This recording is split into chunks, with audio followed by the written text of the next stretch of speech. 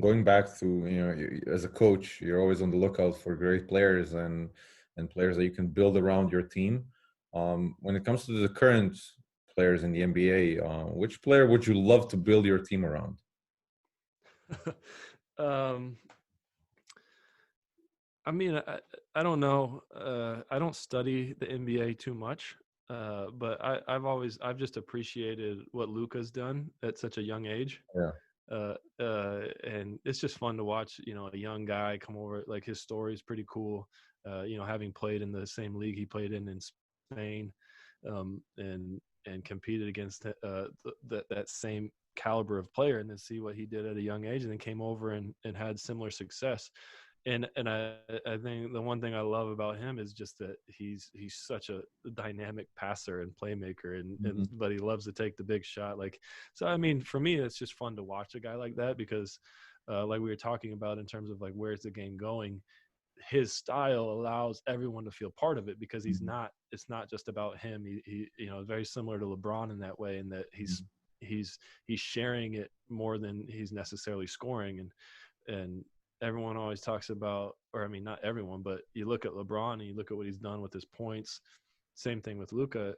Uh, but you look at their assists, and I think that's what makes them really special and different is that ability to incorporate so many different people, where they're averaging almost 10 assists a game, Mhm. which people want to play with those guys. And the reality with the way the business of basketball works, if people want to play with you, you can have a better team because they're going to be willing to take less money, and they're going to, I mean, we saw it when LeBron was in Cleveland. He got some of the best players in the world to come to Cleveland and play with him. And I played in Cleveland for a half a season. There's not a lot out there in Cleveland. There's not a lot of sunshine. There's not a lot to do. So it's a credit to who LeBron was, and that type of player with like Luka.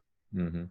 And interesting. It's interesting that you brought up Luca because it's when I watch him play, it seems like he's always shifting gears. Like he's not the most athletic guy. He's not, gifted in that regard, but Yeah. he's a, 6'7", 6'8" point guard. He can, there are much athletic players who are guarding him, but it seems like they're not able to stop him. You know. Yeah, no, absolutely. And I think you're absolutely right, because you're looking at a guy compared to, right? Like we're comparing him to like John Wall or Russell Mhm. Westbrook, who are these extraordinarily fast, explosive athletes, where I think, Luka has that ability to change pace and kind Mhm. of play at his own pace, which really keeps you off balance. Mhm. And I think it's a good lesson that I learned when I played in Europe, like we already talked about, where you don't have to be a really good athlete. You just have to be able to, play your game and keep the defense off balance, or, whatever it takes.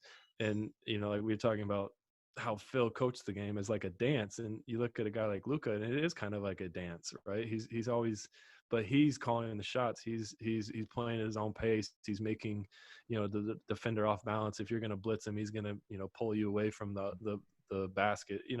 It's fun watching those guys, especially like him at such a young age. But LeBron does an excellent job of it.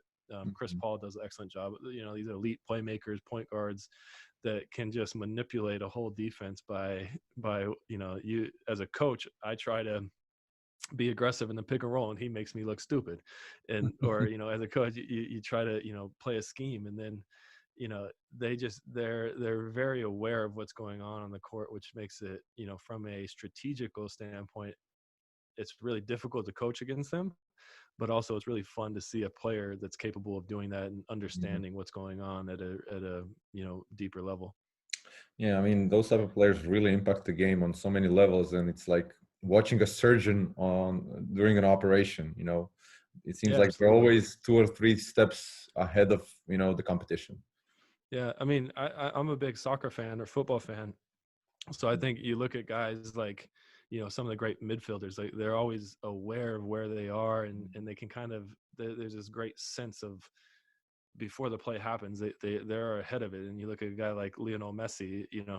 Um, I watched a documentary on him, and he has that knack of he doesn't move a lot, but he's always surveying, he's always seeing it, he's always feeling it.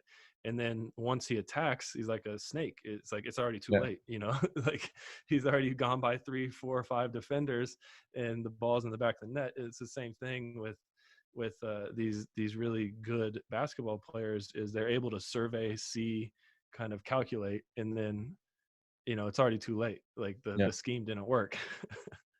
Yeah, yeah, and Messi. Now that you brought Messi, he's a wonder kid, and I guess one of the best football players in the world. And like you said, he's deceptively fast. Like he doesn't seem like Yeah. that, but when he goes off, like it's impossible to stop him.